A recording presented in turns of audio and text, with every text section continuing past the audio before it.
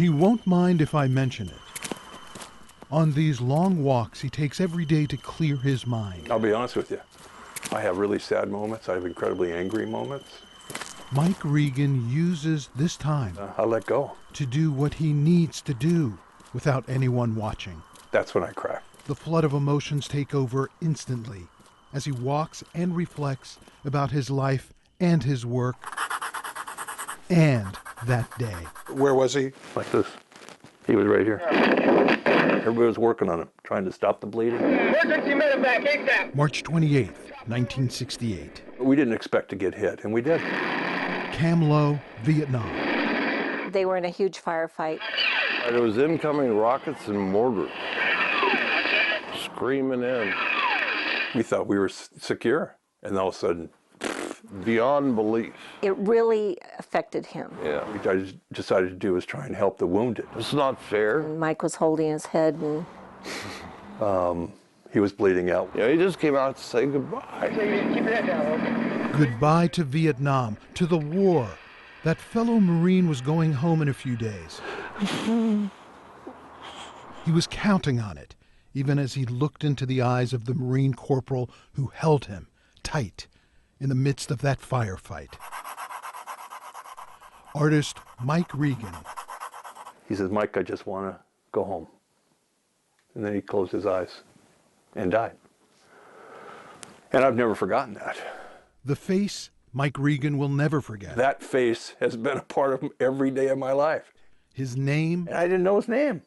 Didn't know his name. but he knew it was the mailman, didn't know his name. When he showed up, we all knew he had a mail bag. And we all prayed that there'd be something in that bag for us. that Marine, the company driver who delivered mail, took his last breath in Mike Regan's arms 46 years ago. His face was the one I see every day. And he's been with him every day since. All of my drawings are done because of those last words. I just want to go home. They didn't get to. He's Mike Regan's inspiration for each of the portraits, Look at her. She's looking at her dad. for the Fallen Heroes project he started 10 years ago. He's an angel who walks among us. Mike has to draw.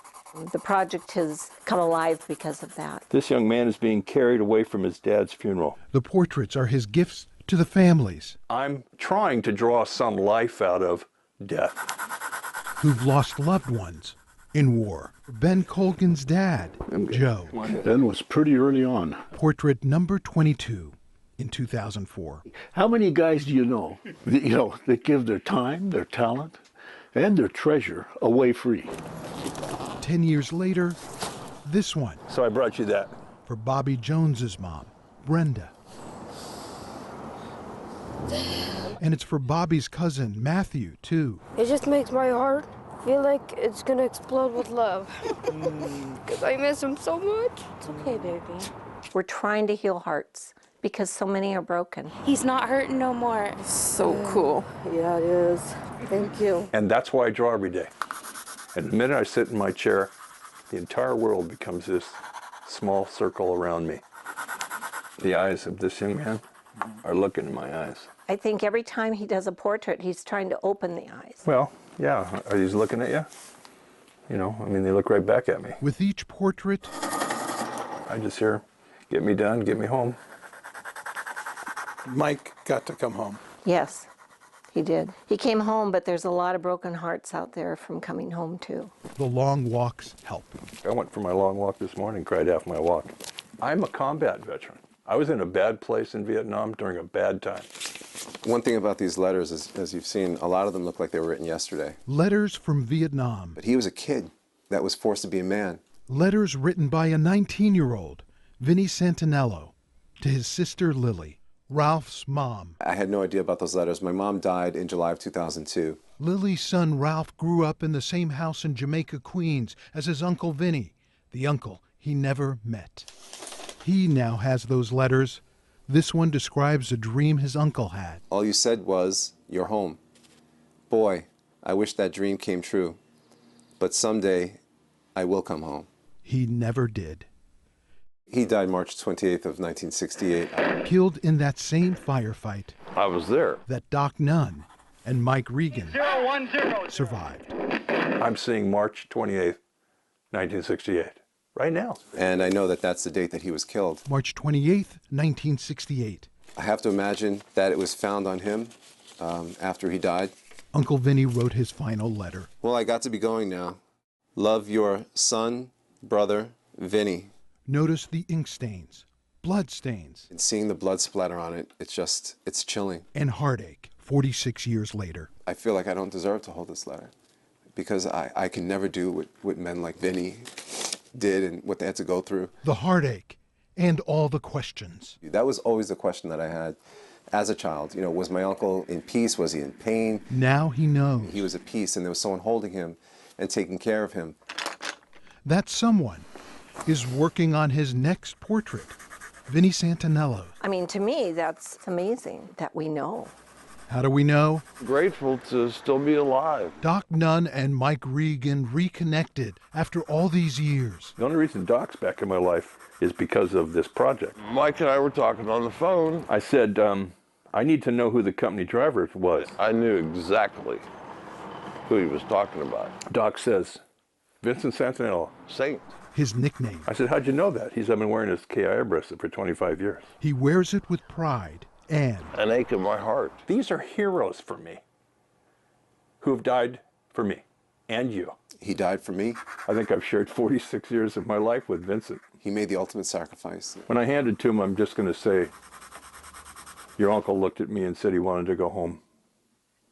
And in my heart, this portrait is the beginning of that trip. I'm going to be able to do what Vincent asked me to do. Get him home. from his home in Long Island, New York, Ralph Morales Well, come on. Look at you. traveled to Edmonds, Washington to meet Mike Regan, Nice to see you, man. to meet Doc Nunn, Doc. Ralph Morales.